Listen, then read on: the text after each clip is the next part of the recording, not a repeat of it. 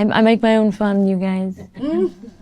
Bonjour, Konbini. I am Amanda Seyfried, and today we are going to scroll back on my Instagram. And that's Finny Dog. What can I say about somebody so strikingly handsome? That was from a photo shoot, because he used to come all the time to my photo shoots. I have so much documentation of him in hats and wigs and glasses. He's my life. Yeah. He's my guy. And he's 15 and a half years old, so I am just so grateful for every day that I have with him.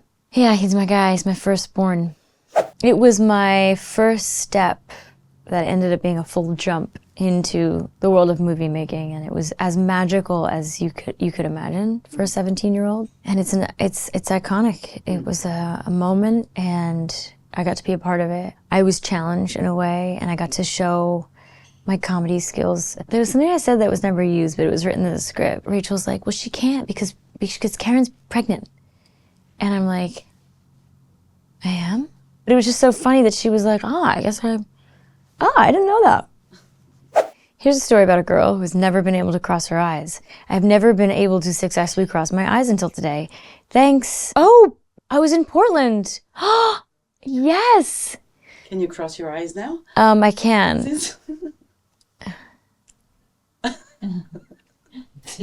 Woo. Memories. That was a huge movie for me. It was everything. It changed everything for me. And I have lasting relationships from that. Yeah, and I bet Sophie holds a special place in your heart. Oh, she does. Yeah. And then there's more to see, you know? We'll see what happens in the third one, huh? During the pandemic, I started a new granny square blanket, and it can get really boring because you have to make hundreds and hundreds and hundreds of squares, and you need to crochet them, and you cut them, and you sew the ends in, and then you wet them, and then you block them, dry them, and then you put them in piles, and then you sew them all together. And throughout the pandemic, I made a new blanket, and I documented every single step.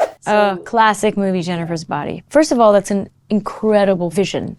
It was probably one of the coolest, fiercest moments I had in film at that point in my career. And it was probably the first real flex I had as a character actor, because I was playing a very specific character. I wasn't the heroine, but I was, in a way. But it was just a very well-written, nuanced person that I hadn't gotten to play at that point. And so I think that was a moment for me in a lot of ways, but it's just so beautiful. It's a beautiful photo.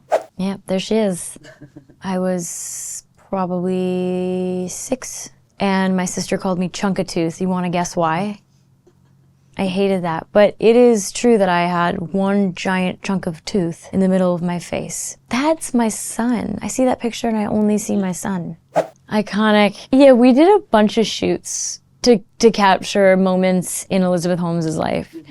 And she was on a lot of magazine covers, so we had to constantly recreate these magazine covers. And at one point, that was a very famous magazine cover, but it was also possibly the poster. And so we just did so many different things. And I spent a lot of time in that outfit with these little nanotainers. And I don't know, it's funny. It's like you didn't see that version of Elizabeth Holmes. Yeah. I actually did an Elle magazine cover, but during the shoot, it was back in the day, during the shoot, we just added like a picture of me scratching myself, like I have an itch, and just like Amanda Seyfried and the truth of what's really going on down there. Like as a joke, but I was doing the same thing. I was doing the same face, and it's just, oh God. Prada for the Met Gala the last time I went, and I just was like purple and silver. But I was just like, okay, it's fine. I mean, it's beautifully captured there too. Like it really was, it's a look. And that's what the Met Gala is all about. Last year was fun because tequila. It takes like 8 years to get there from across the street. So we went straight into where the bar was, and you see everybody you know, and you like hang out, and you're like, catch up.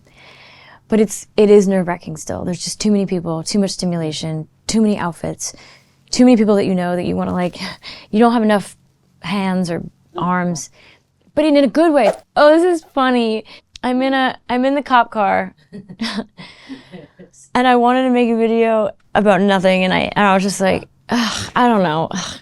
I thought it was fun. Chocolate. It's so stupid, but like, you know, you're bored and sitting on.